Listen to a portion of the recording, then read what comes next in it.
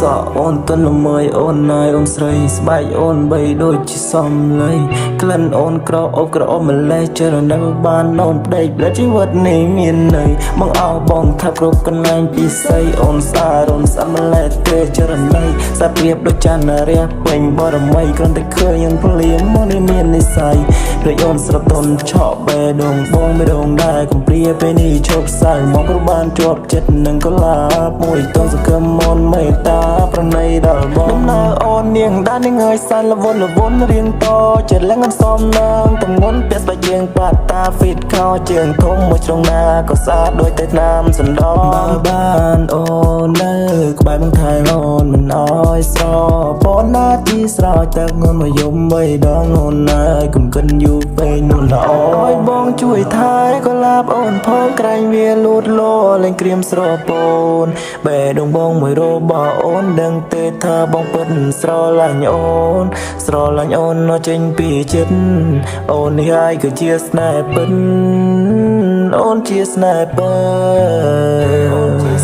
ដំណើរអូននាងដាននាងើយសានលវនរៀងតចិត្តឡើងអនសំណាងតំងន់ពាក់ស្បែកជើងប៉ាតា fit ខោជើងធំមួយជ្រុងណាក៏ស្អាតដូចតែថ្នាំសណ្ដោបើបានអូននៅក្បែរបងថៃអូនមិនអោយស្រ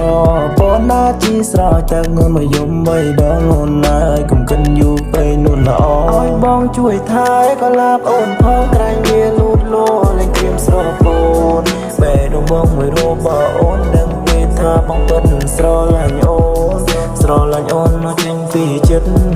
អូននេះហើយគឺជាស្នេហ៍ពិតអូនជាស្នេហ៍ពិត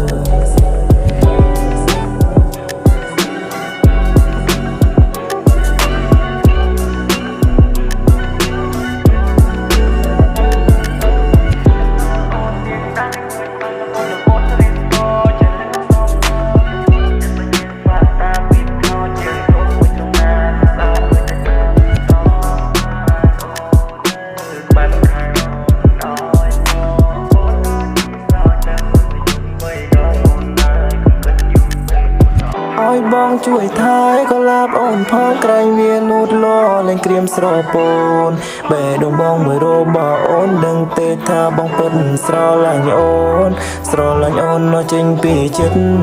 អូននេះហើយគឺជាស្នេហ៍ពិតអូនជាស្នេហ៍ពិតដំណើរអូននាងដាននាងើយសានលវនរៀងតចិត្តឡើងអនសំណាងតំងន់ពាក់ស្បែកជើងប៉ាតា fit ខោជើងធំមួយជ្រុងណាក៏ស្អាតដូចតែថ្នាំសណ្ដោបើបានអូននៅក្បែរបងថៃអូនមិនអោយស្រ